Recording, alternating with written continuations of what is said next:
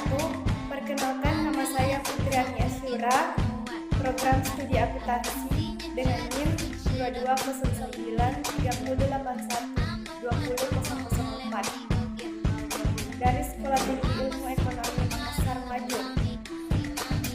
Pada penjelasan kali ini saya akan menjelaskan materi ketiga, yaitu Undang-Undang Dasar Negara Republik Indonesia tahun 1945, nilai-nilai Pancasila dalam Undang-Undang Dasar Negara Republik Indonesia tahun 1945. Pertama, nilai-nilai Pancasila dalam Undang-Undang Dasar 1945. Sila pertama, ketuhanan yang Maha Esa, terdapat pada pasal 29. Makna sila ini adalah percaya dan takwa kepada Tuhan yang Maha Esa sesuai dengan agama dan kepercayaan masing-masing menurut dasar kemanusiaan yang adil dan beradab. Kedua, hormat dan menghormati serta bekerja sama antara pemeluk agama dan penganut kepercayaan yang berbeda sehingga terbina kerukunan hidup. Ketiga, saling menghormati kebebasan menjalankan ibadah sesuai dengan agama dan kepercayaan masing-masing. Keempat, tidak memaksakan suatu agama atau kepercayaannya kepada orang lain. Sila kedua, yaitu kemanusiaan yang adil dan beradab.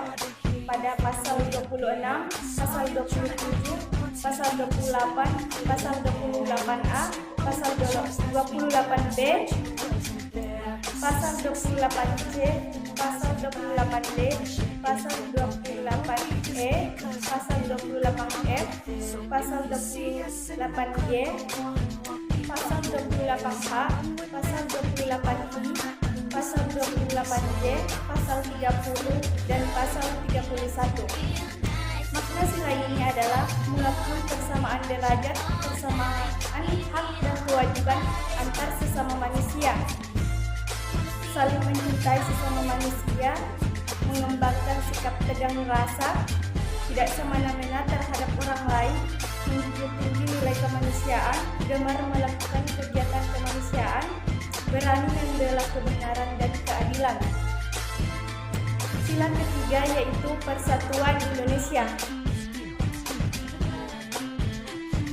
Pada pasal 1, pasal 32, pasal 35, pasal 36, pasal 36A, pasal 36B, pasal 36C. Makna sila ini adalah menjaga kesatuan dan persatuan negara kesatuan Republik Indonesia, rela berkorban demi bangsa dan negara, cinta akan tanah air, berbangga sebagai bagian dari Indonesia, memajukan pergaulan demi kesatuan dan persatuan bangsa yang berbhinneka tunggal ika.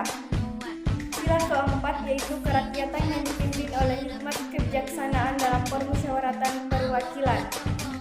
Makna sila ini adalah mengutamakan kepentingan negara dan masyarakat, tidak memaksakan kehendak kepada orang lain, mengutamakan budaya rempuk atau musyawarah dalam mengambil keputusan bersama, berembuk atau bermusyawarah sampai mencapai konsensus atau kata mufakat dengan semangat kekeluargaan. Sila kelima yaitu keadilan sosial bagi seluruh rakyat Indonesia. Makna sila ini adalah bersikap adil terhadap sesama, menghormati hak-hak orang lain, menolong sesama, dan menghargai orang lain.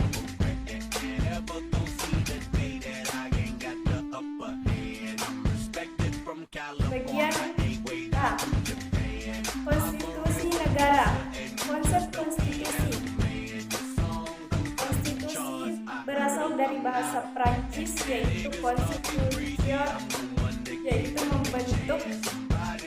Konstitusi peraturan awal atau dasar mengenai pembentukan negara. Konstitusi diartikan sebagai hukum dasar. Konsep konstitusi. Konstitusi meliputi konstitusi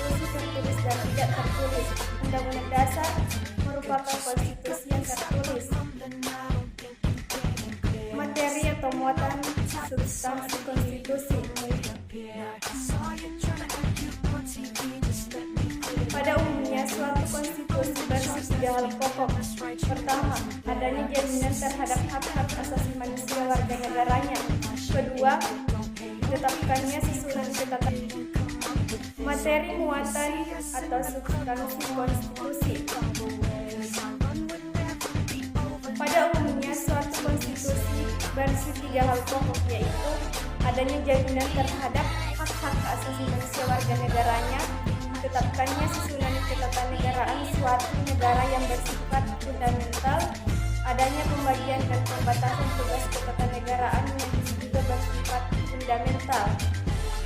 Fungsi konstitusi negara. Fungsi penentu atau pembatas kekuasaan.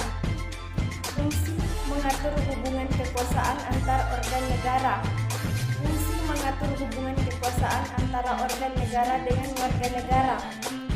Fungsi pemberi atau sumber legitimasi terhadap kekuasaan negara. Fungsi menyalur atau mengalih kewenangan dari sumber kekuasaan yang sah kepada organ negara. Fungsi sebagai sarana perekayasa dan pembaharuan masyarakat. Tujuan konstitusi negara yaitu untuk memberikan pembatasan dan pengawasan terhadap kekuasaan, untuk membebaskan kekuasaan dari kontrol mutlak para penguasa serta menempatkan bagi penguasa tersebut batas-batas kekuasaan mereka, menjamin pemenuhan hak-hak dasar warga negara,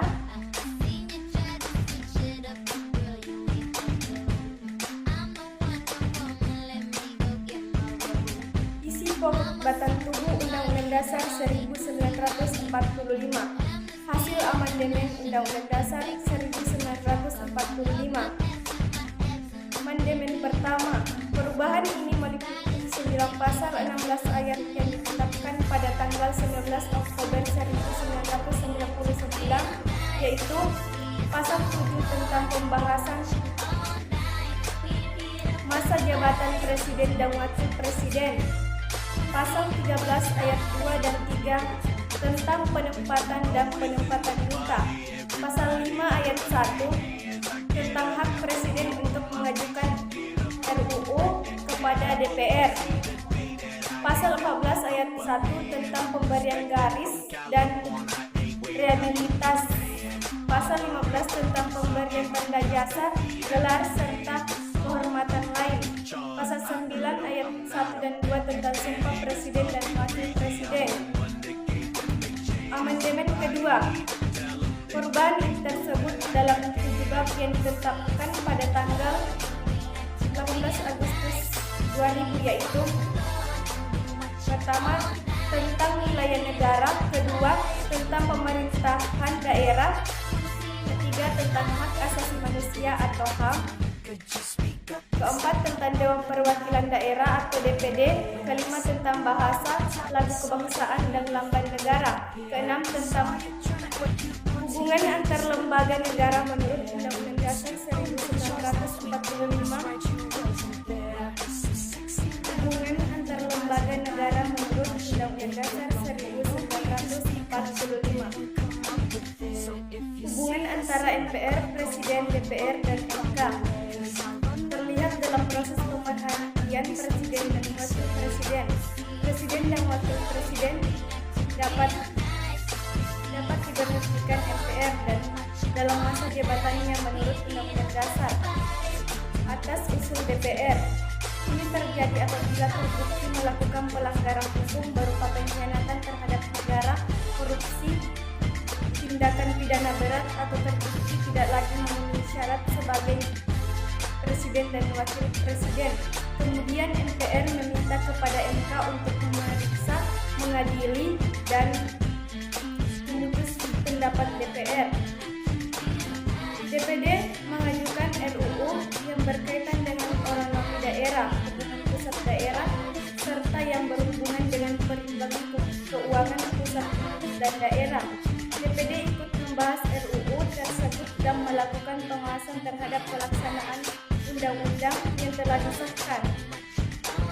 HAM dalam Undang-Undang Dasar 1945 sunting sejak negara Indonesia diproklamasikan sebagai negara merdeka. Para pendiri negara Republik Indonesia sepakat bahwa negara berdasarkan atas hukum yang diartikan sebagai undang-undang dasar yang atas yang mencerminkan penghormatan terhadap hak asasi manusia.